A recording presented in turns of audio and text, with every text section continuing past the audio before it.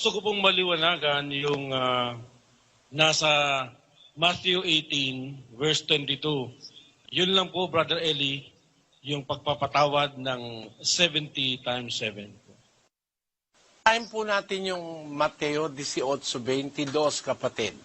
Sinabi sa kanya ni Jesus, "Hindi ko sinasabi sa iyo hanggang sa makapito, kundi hanggang sa makapitumpung-pito." Ayan, simple-simple po yung sagot ni Kristo. Pero yan po ay misunderstood ng maraming tao. Na pag nagkasala ba ang iyong kapatid, ilan beses mong papatawarin, sabi ni Jesus, hindi ko sinasabi sa yung 7 times, but 70 times 7. Yon. Gusto ko po itong liwanagin sa kapakanan ng kababayang Pilipino at ng mga ibang lahi na nakikinig sa atin ngayon. Ang nagtatanong po dyan si Pedro na apostol at ang kanyang itinatanong ay basahin natin sa 21 ng Mateo. Nang magkagayoy, lumapit si Pedro at sinabi sa kanya, "Panginoon, makailang magkakasala ang aking kapatid laban sa akin na siya'y aking patatawarin? Hanggang sa makapito?" Sinabi sa kanya ni Jesus, "Hindi ko sinasabi sa iyo hanggang sa makapito, kundi hanggang sa makapitumpung-pito." Ayan, maliwanag. Ang tanong ni Pedro, makailang magkakasala sa akin ang aking kapatid laban sa akin? Personal ano yan eh? Personal sin of a person against a person. Laban kay Pedro. Pero, dapat makita natin yung kasukasuan ng katotohanan. Bakit? Ito po ang sabi naman ni Kristo sa 3:29 ni Marcos. Pakinggan nyo. Datapwat, sino mang magsalita ng kapusungan laban sa Espiritu Santo ay walang kapatawaran magpakailanman, kundi may kasalanan ng isang kasalanang walang hanggan. Meron palang kasalanan na walang patawad, kapatid eh. Kasi may kasalanan laban sa'yo. Pero pag ang kasalanan laban sa Espiritu Santo ng Diyos, hindi mo pwedeng ulit-ulitin kasi isang kasalanan laban sa Espiritu Santo, laban sa Ama, laban sa Anak, wala na pong patawad yun eh. Basahin natin ang 12 ni Mateo sa Kapitulo 12 at versikulo 32. Pakinggan nyo. At ang sino mang magsalita ng isang salitang laban sa anak ng tao ay ipatatawad sa kanya. Datapwat ang sino mang magsalita laban sa Espiritu Santo ay hindi ipatatawad sa kanya, kahit sa sanglibutang ito o maging sa darating. Meron pong kasalanang walang patawad, kapatid. Hindi mo pwedeng patawaring makapitumpung-pito. Kasi, isang willful o sinasadyang pagkakasala laban sa Espiritu Santo ng Diyos, wala pong patawad sa sanlibutang ito hanggang sa darating. Kaya, kuminsan, yung misconception ng pagpapatawad, hindi nasusuri ng mga pastor. Kaya lahat ng kasalanan pinapatawad. Kaya tuloy, ang iglesia o ang relihiyon nabubulok. Bulok na ang relihiyon. Kahit hindi na pwedeng patawarin, pinapatawad pa. All throughout the Bible, sa buong Biblia, hindi po totoo na lahat ng kasalanan pwedeng patawarin ng paulit-ulit.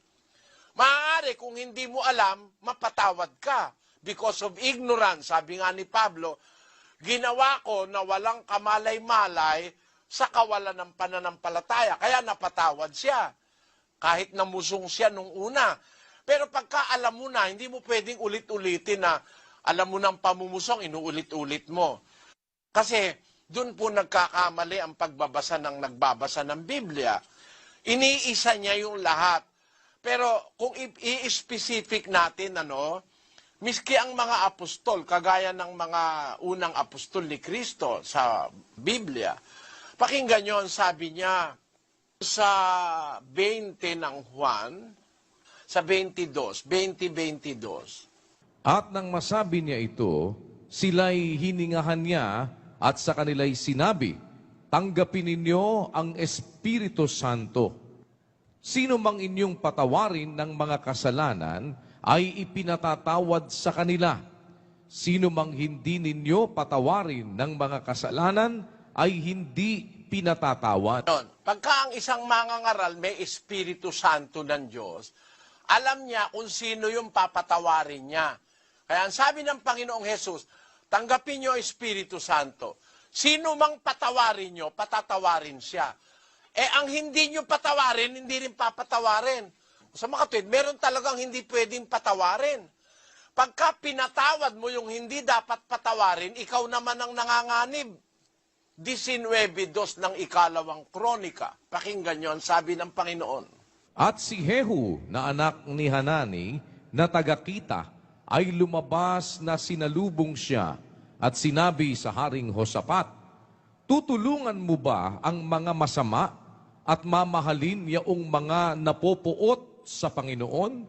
Dahil sa bagay na ito ay kapuotan ang sasa iyo na mula sa harapan ng Panginoon. Ngayon, nakita nyo? Para ang isang mangangaral ay dapat alam niya kung sino papatawarin niya. Kasi sabi ng lingkod ng Diyos na lalaki ng Diyos, tutulungan mo ba yung masama? Mamahalin mo ba? Papatawarin mo ba? Yung bang kukupkupin? Yung napopuot sa Panginoon? Meron mga tao kasi kalaban ng Diyos eh. Ayaw ngang maniwala sa Diyos eh. Yung iba eh. Ateista, agnostics. Dahil sa bagay na ito, sabi ng Biblia, ang kapuotan ng Panginoon ang sasayo mula sa harap ng Panginoon. Kaya alam niyo kapatid, hindi lahat po ng kasalanan pinapatawad ng 77. Kung ang kasalanan laban sa iyo, personal, nangutang sa iyo, hindi nagbayad, nasampal ka, nasigawang ka, naichismis ka, pwede mo sigurong patawarin ng 77. Pero pag ang kasalanan pamumusong, paglaban sa Diyos at sa Espiritu, hindi po pinapatawad yun Pakinggan nyo sa unang Juan 5:16. Kung makita ng sino man na ang kaniyang kapatid ay nagkakasala ng kasalanang hindi ikamamatay, ay idalangin siya at bibigyan siya ng Diyos ng buhay na ukol sa mga nagkakasala ng hindi ikamamatay. May kasalanang ikamamatay, hindi tungkol dito ang sinasabi ko na idalangin niya. Yun, merong kasalanang hindi naman ikamamatay Ang sabi ng Diyos, pag nakita mo yung kapatid mo nagkakasala, hindi ikamamatay, idalangin mo. Bibigyan ng Diyos ng buhay. Ukol sa nagkakasala ng hindi ikamamatay. Merong kasalanang ikamamatay, may mortal, hindi ko na sinasabing ito'y idalangin pa ninyo. Bawal nga idalangin yan Sabi ng Biblia, huwag niyong ipapanalangin yung gumagawa ng kasalanang ikamamatay. Mayroong kasalanang dapat patawarin. Kung obligasyon nating magpatawad. Mga kababayan, obligasyon yan. Kasi, ang sabi sa Mateo 6:14, pakinggan nyo. Sapagkat kung ipatawad ninyo sa mga tao ang kanilang mga kasalanan, ay patatawarin naman kayo ng inyong Ama sa kalangitan. Datapwat, kung hindi ninyo ipatawad sa mga tao ang kanilang mga kasalanan, ay hindi rin naman kayo patatawarin ng inyong Ama ng inyong mga kasalanan. Napakaliwanag Pag nagpatawad ka, you will earn the same. You will merit the same. Isipin mo lang, may kasalanan ka rin naman Kahit sinong tao nagkakasala. Kaya obligasyon mong magpatawad para sa sarili mo ring pakinabang. Kasi pag nagpatawad ka, patatawarin ka rin. Pag hindi ka naman nagpatawad, hindi ka rin patatawarin. Alin yung dapat mong patawarin? Yung kasalanan laban sa'yo. Personal. Pero pagka ang kasalanan laban sa Diyos at sa Espiritu, paglaban sa Diyos, bawal patawarin yun. Wala tayong karapatang magpatawad doon. Sana naunawaan mo Ang sagot, kapatid